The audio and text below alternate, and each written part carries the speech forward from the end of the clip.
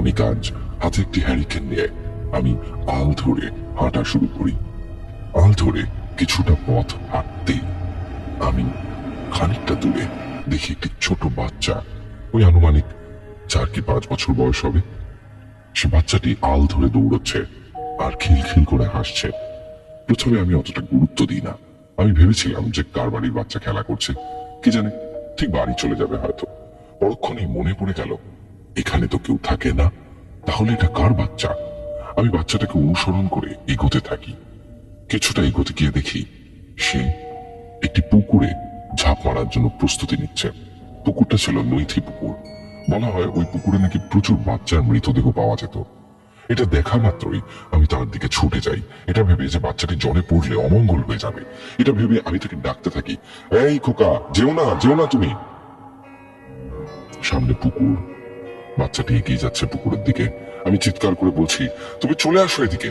কিন্তু সে শুনছে না, নাকি শুনতে চাচ্ছে না, জানি না। ঠিক যখন সে জলে ঝাঁপ দেবে তখন আমি গিয়ে তাকে কোলে তুলে নিই। তারপর যেটা ঘটলো আমি সেটা আশাও করিনি। যেই বাচ্চাটিকে আমি কোলে নিই, সঙ্গে সঙ্গে আমার সারা শরীর ঠান্ডা হয়ে যায়, কারণ সেই বাচ্চাটির গা বরফের থেকেও বেশি ঠান্ডা। সেটা কোনো মানব শিশু হতেই পারে না। তার পুরো শরীরটা কালো, চোখ বলতে কিচ্ছু নেই। আর সব থেকে আজব, সে বাচ্চাটির পা ছিল শরীরের থেকে অনেক বড়। দেখা মাত্রই কিছুক্ষণ পুরো পাথর হয়ে গেছিলাম। আমি বাচ্চাটাকে ফেলে পালাতে যাব, তখনই সে আমার হাত ধরে আমাকে বলতে লাগলো, আমাকে বাঁচাও তুমি, আমাকে বাঁচাবে না? বলেই সে আমার হাতে একটা জোরে কামড় দেয়। আমার শির দাঁড়াবে শীতল স্রোত নেমে যাচ্ছে। কোন রকমে সেখান থেকে পালাতে গিয়ে আমি কিছুটা সামনে যেতেই আমি দেখতে পাই আমার সামনে একজন মহিলা মতন কেউ দাঁড়িয়ে আছে। তাকে দেখে আমার বুঝতে অসুবিধা হয় না যে সেও কোনো মানুষ না। সবুজ শাড়ি, ছেঁড়া, কাদা মাখানো, তার হাঁটু ছাড়িয়ে এলোমেলো চুল, মুখে একটা পৈশাচিক হাসি, চোখ দুটো পুরো সাদা, কি বিশ্রী ওর চেহারা। ও আস্তে আস্তে আমার দিকে এগিয়ে আসছে। আমার হৃদস্পন্দন বন্ধ হয়ে যাওয়ার জো। তার থেকে পালানোর মতো কোনো শক্তি আমার নেই। আমার পা দুটো যেন কেউ আটকে রেখেছে। নিচের দিকে তাকিয়ে দেখি ওই বাচ্চাটি মাটির মধ্যে শুয়ে দুটো হাত লম্বা করে আমার পা দুটোকে আটকে রেখেছে।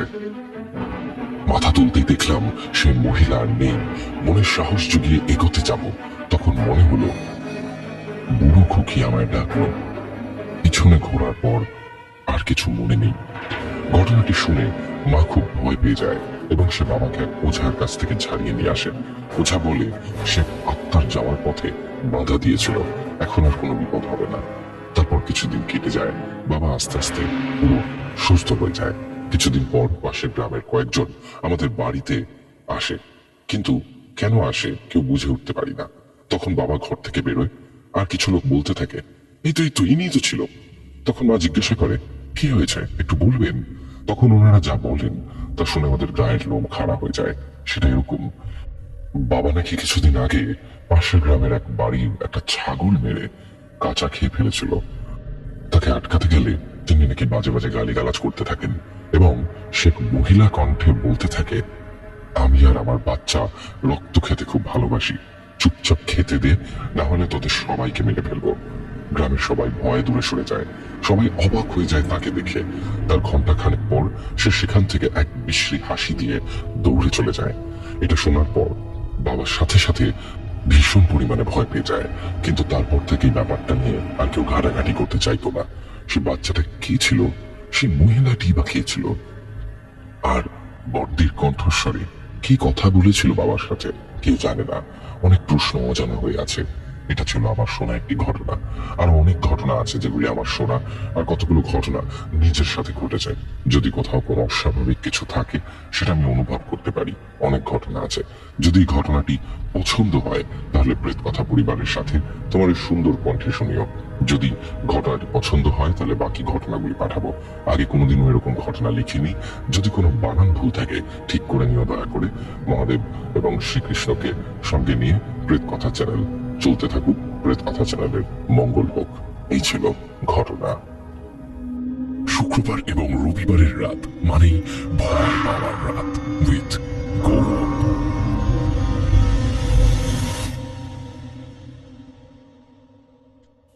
আশা করছি আপনাদের অনেক ভালো লেগেছে আজকের এই প্রথম ঘটনাটি। খুব জাম্প স্কেয়ার একটি ঘটনা ছিল, পুরোনো দিনের গ্রাম বাংলার ঘটনা। আপনাদের কেমন লাগলো কমেন্ট করে জানান। ধীরে ধীরে ঠান্ডা চলে যাচ্ছে, গরম পড়ছে, এবার বসন্তকাল ঢুকেই গেছে। এখন সন্ধ্যাবেলা করে বা রাত্রিবেলা করে হালকা আমি মাঝে মাঝে বাইক নিয়ে বেরোচ্ছি একটুখানি রাইড করতে। খুব ভালো লাগছে, সুন্দর ফুরফুরে হাওয়া। ইনফ্যাক্ট গতকালও তাই ছিল। আমি জানি যে এই ধরনের হাওয়ায় শরীর খারাপ হয়ে যায়, কিন্তু তাও বেরোনোর লোভ সামলাতে পারছি না, তাই জন্য কিছুক্ষণের জন্য 15-20 মিনিটের জন্য একটুখানি বাইরে বেরিয়ে ঘুরে আসছি। আপনারা কিভাবে এই বসন্তকালের সময়টা কাটাচ্ছেন অবশ্যই কমেন্ট করে জানাবেন। আমাদেরকে ঘটনা পাঠানোর জন্য মেইল করুন প্রেতকথা@gmail.com অথবা প্রেতকথার ফেসবুক পেজ ইনবক্সে লিখে পাঠান ঘটনা। সমস্ত লিংক দেওয়া রয়েছে ডেসক্রিপশন সেকশনে, সেখান থেকে আমাদেরকে খুঁজে পাওয়া খুবই সহজ। আমি চলে যাব আমাদের পরবর্তী ঘটনায়। শুক্রবার এবং রবিবারের রাত মানেই ভয় পাওয়ার রাত উইথ গৌরব।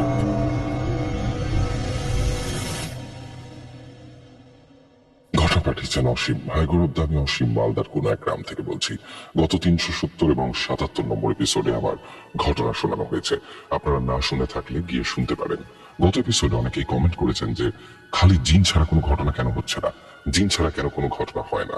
তো তাদের উদ্দেশ্যে বলি, আমি এক মুসলিম কমিউনিটি থেকে বিলং করি, আর আমাদের পবিত্র কোরআনে বলা হয়েছে আল্লাহ জিন এবং মানব জাতিকে সৃষ্টি করেছে নিজের ইবাদত করার জন্য।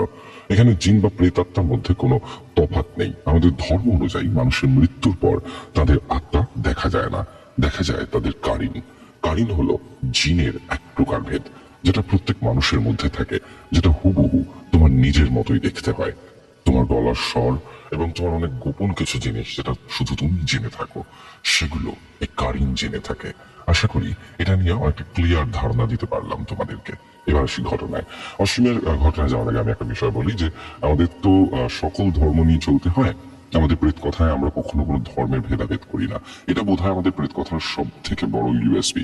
আমরা ঠিক যেরকম ভাবে ইসলামী ঘটনা শোনাই, আমরা কিন্তু আমাদের সনাতনী ঘটনাও শোনাই। আমরা সমস্ত রকম ঘটনা শোনাই, কারণ আমরা ধর্মকে এনে আমাদের নিজেদের মধ্যে দেয়াল তৈরি করতে কোনোদিনও চাইনি। এবং যারা যারা এই ধর্ম নিয়ে কোনো কিছু বলেছেন, যারা যারা ধর্মের বিভেদ সৃষ্টি করতে চেয়েছেন প্রেত কথায়, তাদেরকে কিন্তু আমরা সবসময় একদম সাইড করে দিয়েছি, কারণ এই ধরনের মানুষদেরকে আমাদের কোনো প্রয়োজন নেই। আমরা শিল্প চর্চা করি, আমরা ঘটনা শোনাই, আর আমরা শিল্পের মধ্যে বাঁচতে ভালোবাসি। তো এই শিল্পে আমার মনে হয় কোনো রকম ধর্ম, কোনো ভাষা, কোনো কিছুর ব্যারিয়ার থাকে না। শিল্প তো শিল্পই, শিল্প সকলের জন্য।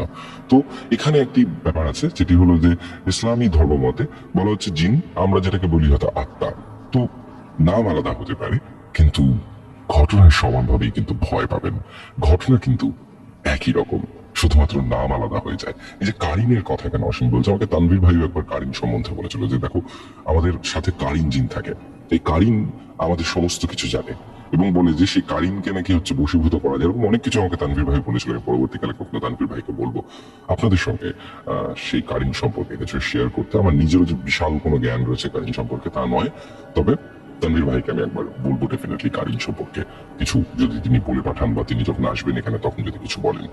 যাই হোক, তো এখানে কারিনের ঘটনা এটি একটু দেখি কি বলছে, যে আশা করি এটা নিয়ে অনেকটা ক্লিয়ার ধারণা দিতে পারলাম তোমাদের।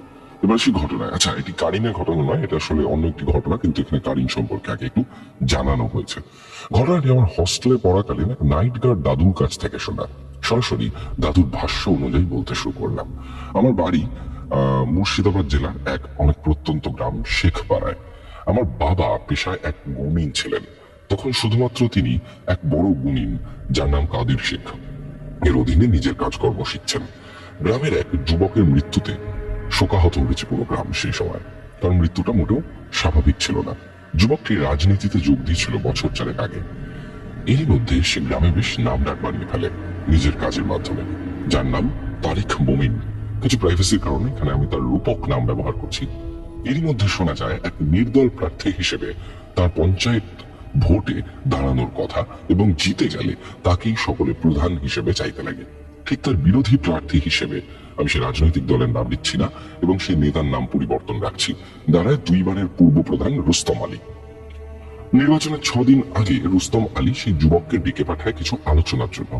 বাকিরা জানতে চাইলে বলা হয় ভোট যাতে শান্তিতে হয় তা নিয়ে কিছু কথা বলার আছে। গ্রামে রুস্তমের একটু জোর খাটতো, তাই কেউ কিছু বলল না। রুস্তমের কথা মতো সেই যুবক সেদিন তার সঙ্গে দেখা করে। এবার সেই যুবককে রুস্তম নৈশ ভোজের আহ্বান করায় যুবকটি রুস্তমের কথা রাখতে খেতে বসে পড়ে। খাওয়া শেষে রুস্তম তার কিছু লোকদের পাঠিয়ে দেয় যুবকটিকে ঠিক মতো বাড়ি পৌঁছে দেওয়ার জন্য। এবার শুরু হয় আসল ঘটনা। সেই যুবকটি মানে তারিক তারিক ঘুম থেকে উঠে ও দেখতে পায় যে তার শরীরে সূচ ফোটানো হয়েছে, কিন্তু এমন তো কিছু হয়নি যার জন্য তার শরীরে এমন কিছু হয়েছে। সারা শরীর জুড়ে মনে হচ্ছে সূচ ফোটানোর ব্যথা।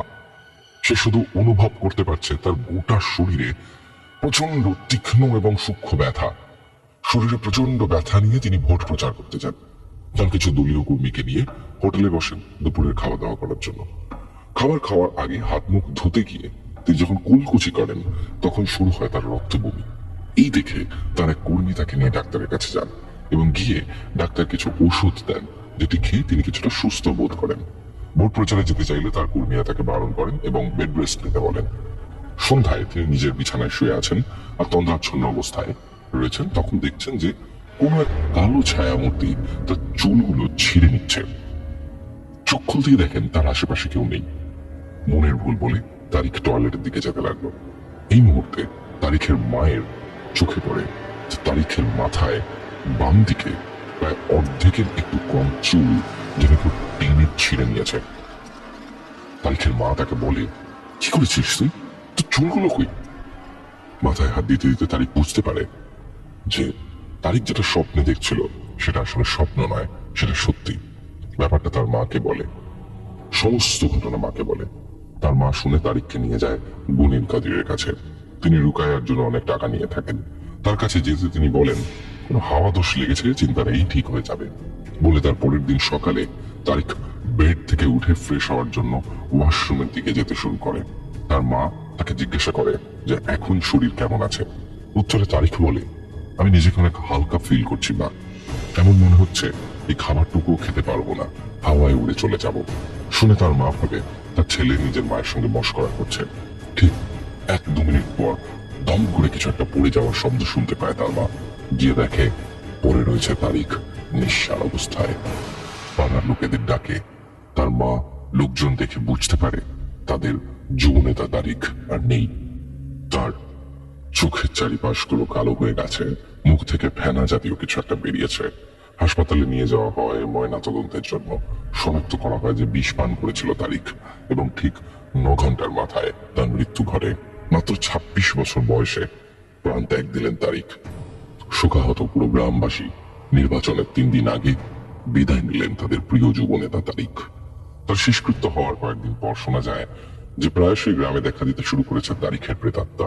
এরই মাঝে একদিন আমার আব্বু, সে গাড্ডাদুর বাবা, গিয়ে পৌঁছন তারিখের মায়ের কাছে এবং সেখানে গিয়ে তিনি বলেন যে বোন, আমি গত 3 বছর ধরে কাজ করছি কাদিরের কাছে। ইতিমধ্যে অনেক বিশ্বস্ত হয়ে উঠেছে তার কাছে। গত 3 মাস আগে রুস্তম আসে কাদিরের কাছে দেখা করতে। সেখানে তিনি কাদিরকে কালো জাদু করতে বলেন তারিখের উপর। সামনে নির্বাচন, তিনি চান না ঝামেলা করে তারিখের ক্ষতি করতে, এতে লোকেদের কাছে তার রেপুটেশন খারাপ হবে। তাই তিনি একটা মোটা অঙ্কের টাকা দিয়ে এই পন্থা বেছে নেন। কথা মতো তারিখের কিছু ইটও চান।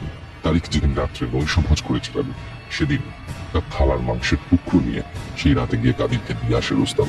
ঠিক সেই সময় থেকে একটা অন্য মৃত মানুষের কারিমকে কাজে লাগিয়ে কাদির এই জঘন্য কাজটি করে। কাজটি সম্পন্ন করে সে মৃত মানুষের কারিমকে বিদায় দেয় কাদির এবং এখন সেই তারিখের কারিমকে নিজের আয়ত্তে নিয়ে এসেছে তার অন্য এক কাজ সাধনের জন্য। তাই গ্রামে দেখা দেয় তারিখের আত্মা বা তারিখের কারিম। এর থেকে তারিখের কারিমকে মুক্ত করার একমাত্র উপায় হবে বেশি বেশি করে তার জন্য দোয়া করা।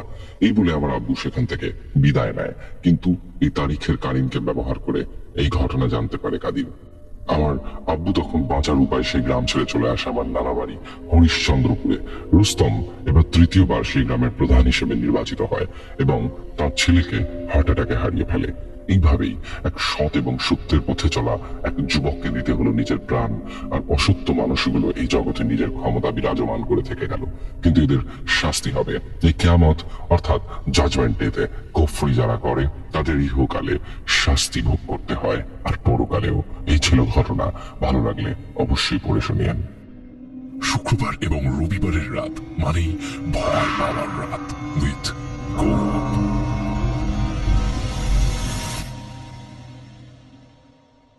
কেমন লাগলো ঘটনা অবশ্যই জানাবেন।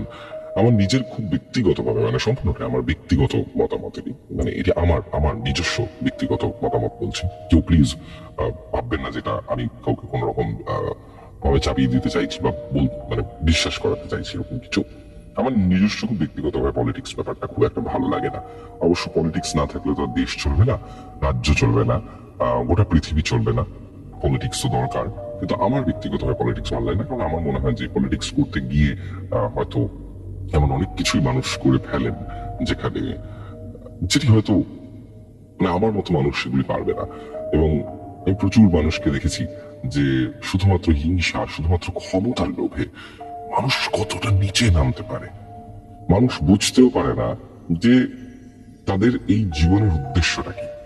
তাদের জীবনের উদ্দেশ্যকে শুধুমাত্রই ক্ষমতা, জীবনের উদ্দেশ্যকে শুধুমাত্রই পয়সা, জীবনের উদ্দেশ্যকে শুধুমাত্রই বড় বড় বাড়ি, নির্বাচনে জেতা, নাকি জীবনের আরো কোনো বৃহৎ উদ্দেশ্য আছে সাধারণ মানুষের জন্য কাজ করা। এই যে বৃহৎ উদ্দেশ্য সাধারণ মানুষের জন্য কাজ করা, এই বৃহৎ উদ্দেশ্যটা থেকে মানুষ কিন্তু বেরিয়ে যান শুধুমাত্র ক্ষমতার লোভে। এবং কিছু এরকম তান্ত্রিক যারা কিনা এই ধরনের খারাপ কাজ করেন, খারাপ কাজ করান এবং করতে সাহায্য করেন, তাদের আমি জানি না যে শেষ জীবন কেমন হয়, বা যদি আপনি বিশ্বাস করে থাকেন যে মৃত্যুর পর আমাদের জাজমেন্ট হয়, তাহলে সেই জাজমেন্টের টাইমটা তাদের যে কেমন হয়, তাদের আত্মা বা তাদের কারিন যে কতটা কষ্ট পেতে পারে সেটা আমি জানি না। ঈশ্বর তাদের মঙ্গল করুক এবং তারা যেন সুপথে সুবুদ্ধি সম্পন্ন হন, এবং এটাই এটাই বোধহয় সব থেকে বড় দোয়া হবে তাদের জন্য, যে এই ধরনের মানুষরা যেন সুপথে আসেন, এই ধরনের মানুষদের উপর যেন ঈশ্বরের কৃপা বর্ষণ হয়। তো যাই হোক, এই ঘটনাটা শুনে আমার রাগ হলো, ভয় লাগলো। ভয়ে যতটা কম লেগেছে, রাগ ততটা বেশি হয়েছে। আপনাদের কি মনে হয়েছে কমেন্ট করে জানান। আমি চলে যাবো আমাদের আজকের পরবর্তী ঘটনায়। ঘটনা পাঠিয়েছেন আপনাদেরই খুব প্রিয় মানুষ, প্রিয়া মিস্ত্রি। আমাদের সকলের খুব প্রিয় মানুষ প্রিয়া মিস্ত্রি। তিনি পরপর আমাদেরকে বহু ঘটনা পাঠান, এবং আমি প্রিয়ার সাথে আমার নিজের হোয়াটসঅ্যাপ নাম্বার শেয়ার করে দিয়েছি, বলছি যে তুমি আমাকে এবার থেকে হোয়াটসঅ্যাপে ঘটনা পাঠিও। যারা এতটা এফোর্ট দেন প্রেক কথার জন্য, তাদের জন্য এটুকু তো করাই যায়, তাই না? যে নিজস্ব নাম্বার শেয়ার করে তাদের কাছ থেকে ঘটনা নেওয়া। শুক্রবার এবং রবিবারের রাত মানেই ভয় পাওয়ার রাত উইথ গৌরব।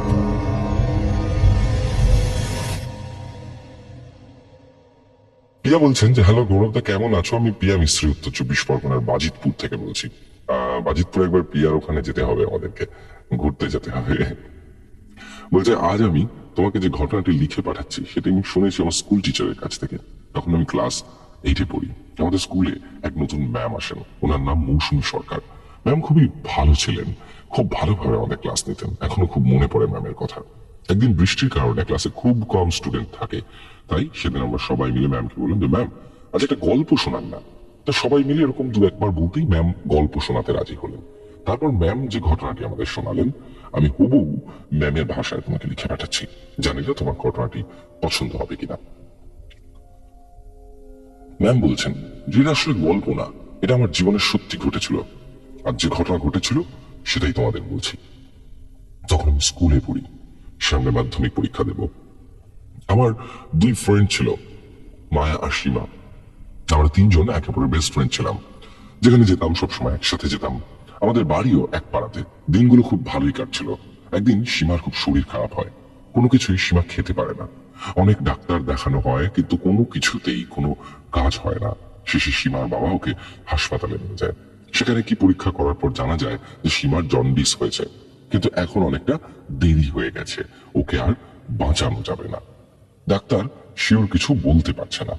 প্রায় 10 দিন হাসপাতালে ভর্তি ছিল শিবা। আমি আর মায়া রোজই একবার করে হাসপাতালে গিয়ে দেখা করতাম শিবার সাথে। শিবা আমাদের দেখলে খুব কান্না করত। যেদিন শেষবার ওকে দেখতে গেলাম সেদিনও বলল, তোদের ছেড়ে আমি কি করে থাকবো বলতো, আমি তো সেখানে খুব একা হয়ে যাব। আমরা অনেকভাবে সান্ত্বনা দেওয়ার চেষ্টা করলাম ওকে, কিন্তু তাতে কোনো লাভ হলো না। শেষে নিজেকে সামলাতে না পেরে বেরিয়ে আসলাম সেখান থেকে। এভাবেই একটা দিন কেটে গেল। সেদিন রাতেই আমি আমার ঘরে শুয়ে ঘুমোচ্ছি, এমন সময় আমাকে কেউ একটা ঠেলা দেয়। আমার ঘুম ভেঙে যায়। আমি চোখ ডলতে ডলতে তাকিয়ে দেখি আমার পাশে সীমা বসে আছে। আমি খুব অবাক হয়ে গিয়ে সীমাকে জিজ্ঞাসা করলাম, কিরে তুই কখন এলি? এটা বলে আমি উঠে বসি। কিরে তোর কি শরীর ভালো হয়ে গেছে? সীমা বলল, হ্যাঁ আমি এখন পুরোপুরি সুস্থ হয়ে গেছি। আমি বললাম, সেসব ঠিক আছে, কিন্তু তুই এত রাতে এখানে এলি। আমি না হয় কালকেই যেতাম তোদের বাড়িতে, কেন এলি এত রাত্রিবেলা? সীমা বলল, তোরা আমার সাথে না থাকলে আমার ভালো লাগে না, জানিস? তুই চল আমার সাথে, আমি তোকে নিয়ে যাব। আমি বললাম, কোথায়? সীমা বলল, চল না। এটা বলে ও আমার হাত ধরে আমাকে ঘরের বাইরে নিয়ে আসে। তারপর রাস্তার এক পাশ দিয়ে হেঁটে চলেছি, একদম চুপচাপ। তারপর আমার আর কিচ্ছু মনে নেই। জ্ঞান ফিরতে দেখি আমি আমাদের বারান্দার চৌকির উপর শুয়ে আছি। আমার পাশে আমার ভাই। আমাকে চোখ খুলতে দেখেই ভাই মাকে ডাক দেয়, মা মা, দিদি জ্ঞান ফিরেছে। মা ছুটে আসে রান্নাঘর থেকে। মা এসে আমাকে জিজ্ঞাসা করলো, কিরে, কি করতে গিয়েছিলি ব্রিজের উপর? আমি কিছুই বুঝতে পারি না। এরপর মা যা বললো তা কিছুটা এমন ছিল, আমি নাকি ব্রিজের উপর দাঁড়িয়েছিলাম ব্রিজ থেকে ঝাঁপ দেব বলে। এমন সময় আমার পাশের বাড়ির কাকু সেখান থেকে যাচ্ছিল।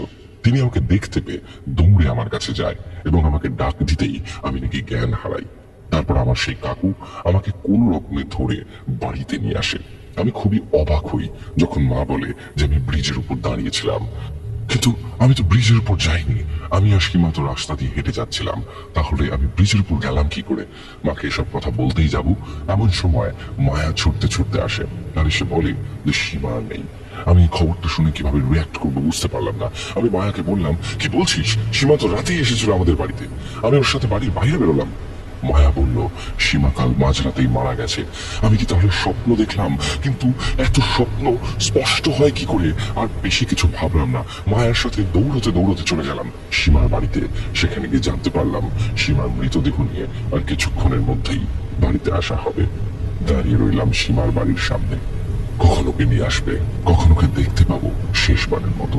প্রায় ঘন্টা দেড়েক পরে একটা অ্যাম্বুলেন্স এসে দাঁড়ায় আমাদের সামনে। অ্যাম্বুলেন্সের ভিতর থেকে বার করে সীমার নিথর দেহ। আর নিজেকে সামলাতে পারলাম না। উঠোনে খাটিয়াতে শোয়ানো হলো সীমাকে। এর কিছুক্ষণ ওকে বাড়িতেই রাখা হয়। তারপর ওকে নিয়ে যাওয়া হয় শ্মশানে। সেখানে শেষকৃত্য সম্পন্ন করা হয়। এরপর বেশ কিছুদিন কেটে যায়, আর 1 মাস পর আমাদের মাধ্যমিক পরীক্ষা। সবকিছু ভুলে নিজেদের পড়াশোনা নিয়ে ব্যস্ত ছিলাম। তখনও গ্রামে কারেন্ট এসে পৌঁছয়নি। একদিন সন্ধ্যার পরে বাড়ি ফিরছি, দেখলাম আমার থেকে কিছুটা দূরে একটি মেয়ে পিছন ফিরে দাঁড়িয়ে আছে। আমি নিজের মতো হেঁটে চলেছি। আমি যখন মেয়েটিকে ছাড়িয়ে কিছুটা গেছি, এমন সময় মেয়েটি আমাকে ডাক দেয়, কিরে মৌসুমী, দেখেও না দেখার ভান করছিস? আমি অবাক হয়ে পিছন ফিরে তাকাই। পিছন ফিরে আমি যা দেখি তা দেখার জন্য আমি মোটেও প্রস্তুত ছিলাম না। আমি দেখলাম আমার পিছনে সীমা দাঁড়িয়ে আছে। ওর মুখে একটা বিকট হাসি, মুখ থেকে লালা গড়িয়ে পড়ছে, চুলগুলো এলোমেলো। সীমা বলল, আমি তোকে নিয়ে যাব আমার সাথে। আমি খুব ভয় পেয়ে যাই। আমি এক দৌড়ে বাড়িতে চলে আসি। মা আমাকে হাঁপাতে দেখে জিজ্ঞাসা করলো, কি হয়েছে, হাঁপাচ্ছিস কেন? আমি মাকে সবটা খুলে বললাম। মা সবটা শুনে বলল, দাঁড়া, কালই তোকে এক ওঝার কাছে নিয়ে যাব। মা আমাকে চিন্তিত দেখে বলল, চিন্তা করিস না, ভালো বন্ধু ছিলিস তো, তাই এমন ভুলভাল জিনিস দেখছিস তুই। সেদিন রাতে আবারও স্বপ্নে দেখলাম সীমাকে, কিন্তু এবার সীমা একা আসেনি, ওর সাথে আছে মায়াও। ওরা দুজন মিলে আমাকে টানা হ্যাচড়া করছে আর বলছে, চল তুই আমাদের সাথে, আমরা তোকে নিয়ে যাব আমাদের সাথে, তারপর আমরা সব সময় একসাথে থাকবো। আমি ভয় ঘুম থেকে লাফিয়ে উঠি। জানলা দিয়ে বাইরে তাকিয়ে দেখলাম ভোরের আলো ফুটেছে। বাকি সময়টুকু মোড়ামুড়ি করে কাটিয়ে দিই। একটা কথা বারবার মাথায় ঘুরছিল, যে সীমার সাথে মায়া কেন ছিল। সকাল হতে একটা খবর পেয়ে চমকে উঠি। শুনতে পাই মায়া আর বেঁচে নেই, মায়া গলায় দড়ি দিয়ে আত্মহত্যা করেছে। আমি আরো ভয় পেয়ে যাই। মাকে পুরো ঘটনাটা বলি, মাও খুব ভয় পেয়ে যায়। মা তখন আমায় নিয়ে সেই ওঝার বাড়িতে যায়। আমি ওঝাকে প্রথম থেকে সবটা খুলে বলি। এরপর ওঝা আমাকে একটা তাবিজ পরিয়ে দেন আর বলেন, সীমা আর মায়া আমাকে বারবার নিতে আসবে।